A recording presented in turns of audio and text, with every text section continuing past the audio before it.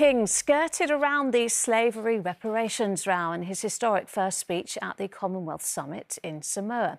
He said there was a place for righting the inequalities of the past, but didn't mention the word slavery.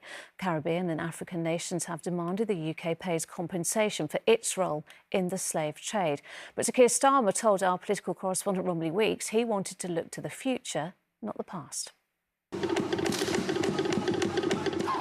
Behind the noise and drama of the opening ceremony in Samoa, the issue of whether the UK should be paying reparations for slavery is pitting the so-called Commonwealth family of nations against each other, the King treading delicately in his first address.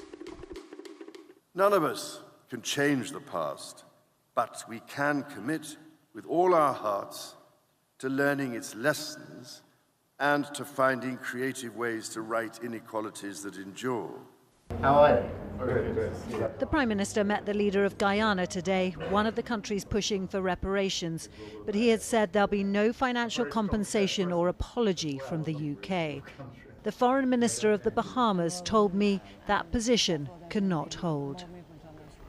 The arc of history will move in that direction at this meeting. This is the important time to do it. The monarch has said that it should move in that direction.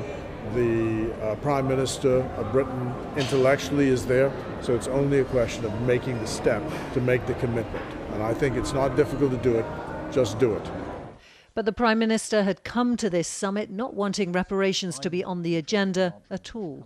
The slave trade, the business, the practice of slavery was abhorrent, and we should be absolutely clear. That is history. You can't change our history.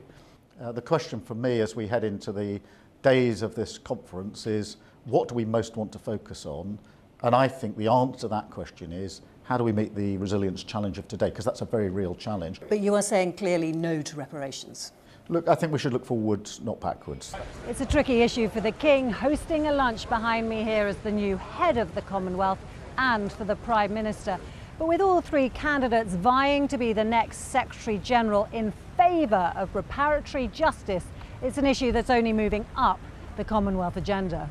Back home, even some Labour MPs are uncomfortable with the government's position. To refuse to even talk about this, as we originally were doing, still seems to me to be both naive and disrespectful to millions of people around the world that were looking to the new Prime Minister to show some leadership on this.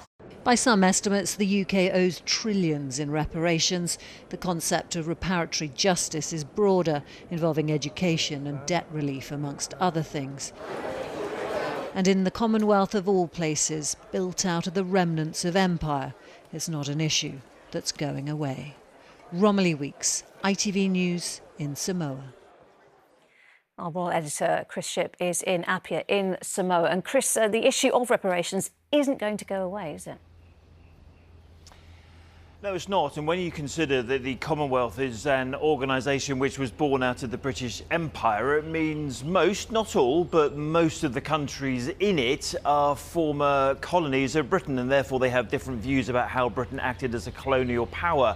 And each of the members of the Commonwealth are equal. So they've got different views about what should be discussed, what is the priority. For example, in that opening address yesterday, just before the King, the Prime Minister of this host country, Samoa, wanted to talk about the threat from climate change. That's what's facing these Pacific Island nations more. However, you've got a whole block of countries, many of which are in the Caribbean, who want to talk about Britain's past, who want to talk about reparations for the transatlantic slave trade. And as you heard from Romilly and from the Foreign Minister from the Bahamas, is not an issue that's going to go away, particularly because although this summit's in the Pacific, the next Commonwealth Summit in 2 years' time is likely to be in the Caribbean, and therefore that's why they will want to talk about this much more than anyone else. So yes, not going away.